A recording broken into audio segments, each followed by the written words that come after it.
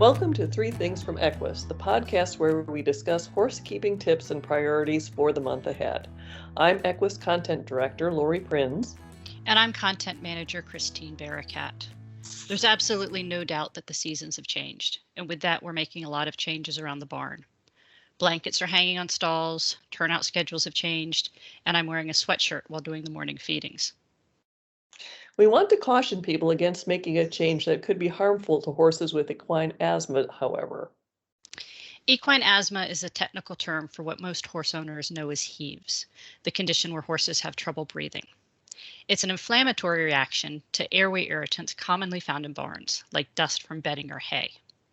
When a horse is kept indoors, the condition usually abates, but some horses are so sensitive that even an hour back in a barn can trigger the condition and leave them struggling for air.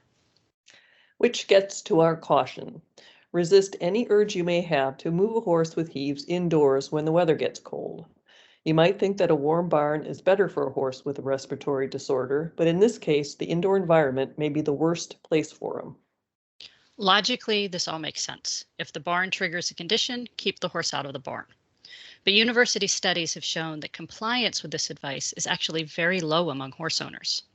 Somehow the impulse to keep a horse inside during the winter months can be so overwhelming it overshadows veterinary advice. And in a horse with Heaves, that can be very detrimental. If you're worried about a horse outdoors being cold, get him a warm blanket and make sure he has access to a run-in shed or another windbreak.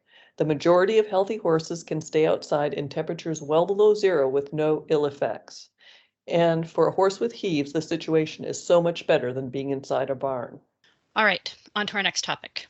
Now that the hours of daylight are noticeably shorter, you may find yourself getting to the barn after the sun sets. That doesn't mean you can't ride, though. You may be surprised to learn that you don't have to restrict your riding to places with full light, like an arena. That's right. Horses have excellent night vision, and it's been said that a horse with normal vision can see as well in moonlight as a person does in daylight. Now, riding in the dark can make some riders queasy, but horses won't have any trouble navigating an open field or lightly wooded area. I wouldn't recommend venturing into the woods on a pitch black moonless night, but if you wanted to take a stroll through a familiar setting by moonlight, it's safe and kind of fun. It's important to keep in mind, though, that when a horse moves from a brightly lit to a dark area, or vice versa, he needs about 15 minutes for his vision to adjust. So give your horse time to adjust and be cautious until he does, whether you're headed out for a moonlit ride or just going from a brightly lit barn to turnout in a dark field. You can check out our Facebook page for a very informative slideshow on the topic of equine night vision. Boehringer Ingelheim's Equine Health's focus and passion is to improve the lives of horses. It's through heart-led science that we have developed the most advanced treatments in equine health.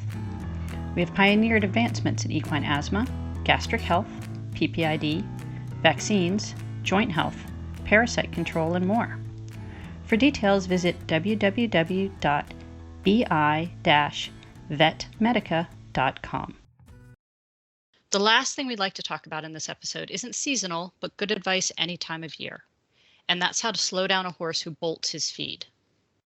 Lots of horses eat with gusto, but a horse who eats so quickly that he doesn't properly chew food is at increased risk of choke, a blockage of the esophagus that can turn into a very serious situation. There are a few ways to slow down a horse who bolts his feed. The first is to make sure he's in a location where he's relaxed. If the horse in the stall next to him, for instance, kicks at the wall as he eats, that's going to cause some stress. Or if you're feeding in a group situation in a field, your horse may be anxious about that. So look for a quiet stall or location where the horse doesn't feel pressured to gulp down his food before another horse can get to it. You can also try changing how you feed. Dividing his feed into more meals per day, if that's possible, will keep him from getting so hungry between meals that he eats quickly. If your horse is normally fed twice a day, divide his grain into 3 or 4 meals and he may slow down. Feeding multiple times a day can be hard for people at boarding barns or with busy jobs, though. If you can't do that, I've seen some people have success by dividing each meal between several feed pans or buckets set in different corners of the stall or places in the paddock. The horse gets only a mouthful or two from one and then has to move to the next to keep eating. This naturally slows him down, but it does complicate your feeding routine a little bit. Another thing you can try, which might be easier, is placing a large round rock into a single bucket or pan. You want the rock to be large, big enough that the horse can't easily pick it up in his mouth.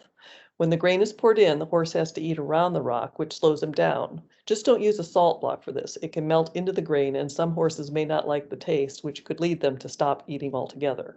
You can also buy contoured feeders or inserts that you can drop into regular buckets that accomplish the same thing.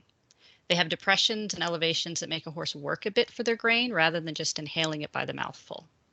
These feeders are something you'll need to invest in, but if it saves you the expense and anxiety of a veterinary call for choke, I think it's worth it. I think that's it for this episode. Thanks for joining us. We'll be back here at the beginning of December. Bye, everyone. The EQUUS 3 Things podcast is a production of the Equine Podcast Network, an entity of the Equine Network.